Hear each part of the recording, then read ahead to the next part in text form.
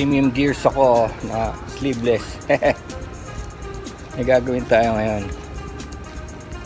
Bali yung side rack, side bag rack, side pannier rack. Pero this time meron akong gagawing style para makamura lang. Yung rack na gagawin natin ay nabibili din sa Lazada, Shopee, pero amora nito, 350 pesos lang. Oh, ito siya. Papakita ko sa inyo. Ayan siya, 350 pesos siya, pero medyo malaki. 2x2 ata ito, 2x2 yung sa batas. 2x2, lalagay mo dyan yung lala bag, grab bag, di ba? Ito nakalagay ito dun sa dun sa U-box. Ito yung U-box. So ang kagandahan nito, ito ilalagay ko rin sa U-box ko. Tapos dahil medyo malaki, i-bend na lang natin dito. Be-bend natin, hindi natin puputulin para mailagay natin yung mga bag natin. I'll show you anong huling biyahe natin, di ba? Okay to, gumana tong ibabaw. Yung nagpunta tayo sa may maputik na maputik as a practice for the general na kardinggalan. Umabot pa rin dito kahit may tapalodo na to. So dinagdagan ko. For the meantime, bibili na lang ako ng extension na proper. Palagay ko kailangan hanggang dito para maiwasan to. Wala siya talagang carrier, sinabit lang siya. Bumabangga siya minsan dun. Oh. Ngayon ang gagawin natin ganito para makatipid tayo. Igaganyan natin dyan, diba? Tapos babalaktutin natin to dito. Kailangan ko lang naman kasi mag-angle siya na ganun kasi malapad siya for now, malapad sobra siya kailangan siya lumiko dito. From here liliko doon. So eto, hindi ko alam kung i-maintain ko o pwede nating putulin to kung di kailangan eto, kung di kailangan to putulin natin to basta kailangan mabend lang. Pero kung hindi naman siya masagabal dito, iiwan ko na for the protection na rin para hindi pumasok yung kalawang dun sa mga welds niya. Selyado to, isipin mo 350 lang, andyan na yung bracket mismo, no? So ang gagawin natin, pupukpukin natin dito, banda rito para lumiko. Yan. Tapos isusukat natin, no?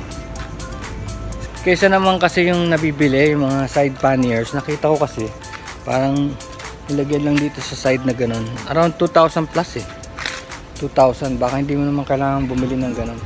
Of course mas maganda talaga yun, 2,000 plus yun, yung dito lang sa gilid yun, so may plus plus pa. Ito 350 lang. Let's see if it works. Maayos naman ang tignan niya, maayos siyang tignan, tsaka yung coating naman niya yun. Ano naman yung coating niya, maganda. So hindi natin to lalagarin muna, be-bend muna natin.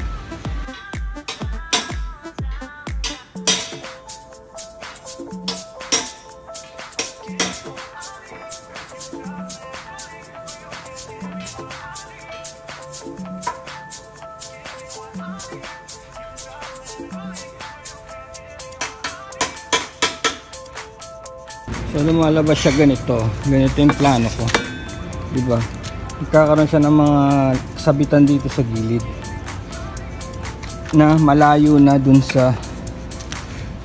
siya dun sa gulong, nasa taas na siya. Tapos meron na siyang nakaharang na ganito, much like any side pannier rack.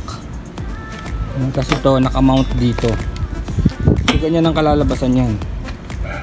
Ngayon gagawin ko, tatanggalin ko na muna yung mga bag, tapos lalagay na natin siya. So here it is, yung pinagbendingan natin, nilagyan ko ng spray para naman hindi exposed. So ito na siya, nandito yung higaan, this is the matting, higaan yan. Ito yung interior vulcanizing kit, nandiyan na yan sa ilalim. Ito yung mga side pouches, no? Ito na siya, nakamount siya dito. Ito yung sa U-box na nakamount siya sa ilalim, kasama nun, kaya hindi matibay siya. Tapos pwede ka na magsabit ng kung ano-ano dito, kagaya nyan.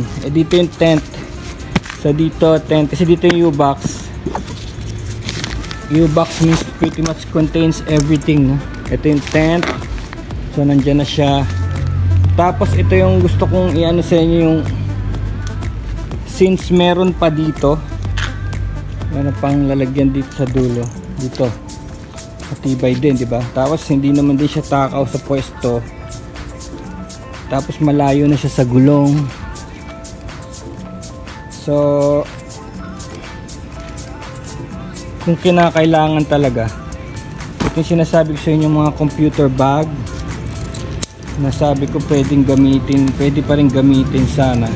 Kaya so ito na yung setup, U-box, daming bago. Oh, gumana yung lalagyan kasi may tent dyan, malalagay mo dito, no? So stable to, nakatornilyo. So ito yung mga bag, ito yung mga cooking utensils, ito yung mga computer bag na waterproof din, hindi naman ginagamit sa bahay. So at least ito pwede ka magsabit ng kung ano rito. Bawa basa yung medyas mo o basa yung gloves mo, sabit mo dyan. Mga damit mo pagka naglaba ka sa biyahe, sabit mo dyan, matutuyo. Sana wag mahulog, no? So yun, nakatornilyo kasama nitong U-box. Itong tornilyo niya, tatlong yan, mahigpit. So kahit wag mong lagyan ng Loctite yan, syempre hindi naman yan sabay-sabay maluluwag, no? Mararamdaman mo dito kung luluwag yung mga tornilyo na yan. So ito rin siya, no? So 350 lang, di ba? Pwede na kung di kayo maselan, kung hindi naman talagang pang beauty ang dating.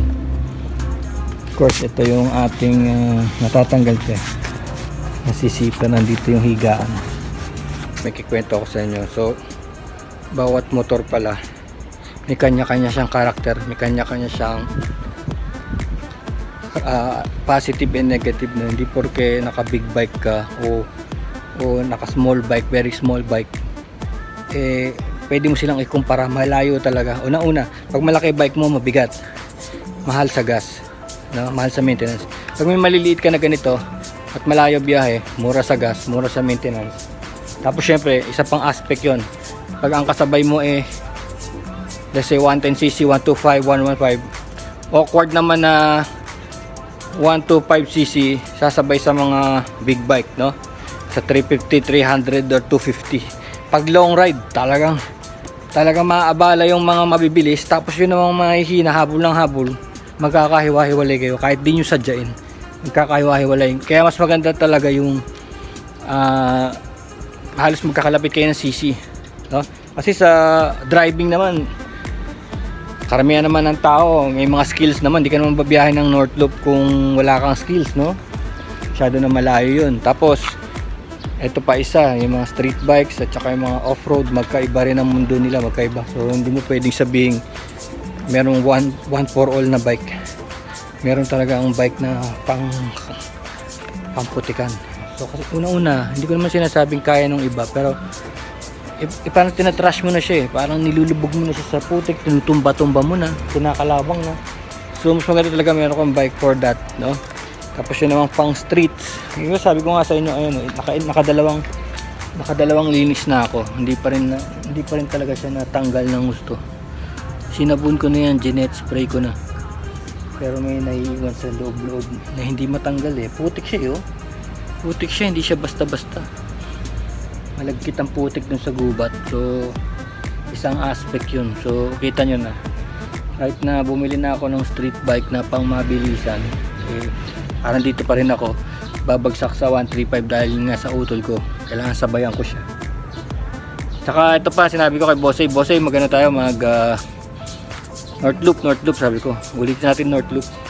Kasi last North Loop ko is 2012. So matagal na, gusto ko ulitin. Masaya. Saka yung istorya niya talagang forever ba. Talagang lalasapin mo yung storya forever. Hindi siya sayang kahit nagmasas ka 20,000 for everything. Hindi siya talaga sayang. It's better than bibili ka ng mga bagong damit o bagong phone. It's better yung bagong experience. So niyaya ko si Boss ng Premium Gears. Naka siya, Duke 390. Sabi ko, sige Duke 390 ka, akin yung 200 NS. Sabi niya, ayoko, mahal sa gas. Oh, isipin mo yun. So sabi niya gusto niya gamitin daw niya yung Wave 125 niya. Oh, ano na naman nangyari doon? Eh di balik na naman ako sa 135 para magkasabay kami. Isipin mo, pares na kaming may fast street bike, pero bumalik kami sa lower CC. Pero hindi ako nagrereklamo. Alam niyo kung bakit? Kasi mas mabagal, mas maganda kung nanamnamin mo lang yung lugar. Hindi naman kami maghahatawan eh. Isipin mo, 2-3 kami, tapos pare-pares kami naka fast bike. Siyempre ang bilis ng Duke 390, tapos mabilis pa magpatakbo si Boss A. Di mangyayari, habol kami ng habol. So hindi namin ma-enjoy yung lugar kasi maghahabol lang kami ng sa tao kay Boss A. Eh ngayon sinabi niyang small bike ang balak niya, natuwa pa ako. Isipin mo, bumalik kami sa small bike, di ba? Nag-invest na kami sa mga big bikes, pero babalik pa rin kami sa small bike namin. So that's fine kasi una-una naka 125 si Boss A, naka 115 si Utol, naka 135 ako. So match, it's a match kasi yung kapatid ko isa lang bike niya eh, yung PG1 lang eh. So ayaw naman niya ng may clutch kasi yung 3 bike dito may clutch. So bala ko kasi paggamit sa kanya to eh, walang gustong gumamit dahil may clutch. Kahit yung kaibigan namin na isa, si Brother Rock, sabi ko, Brother Rock, i-drive mo yung isa sa mga bike, ayaw daw niya may clutch. Sanay sa scooter yun eh.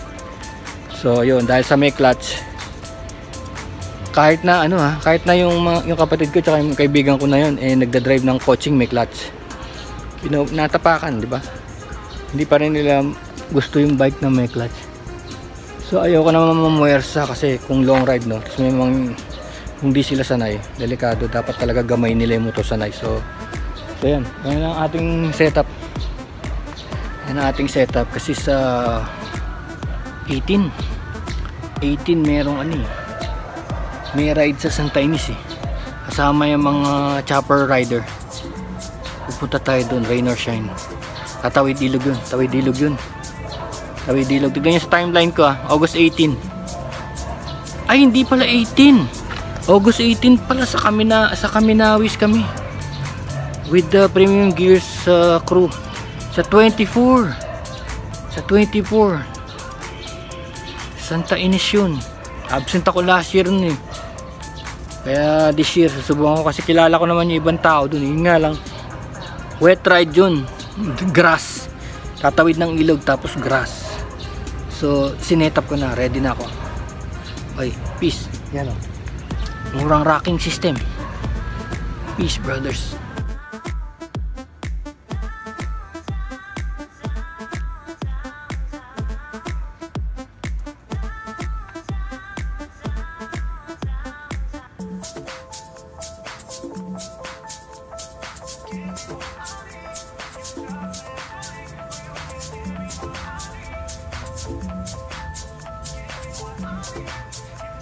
Bye.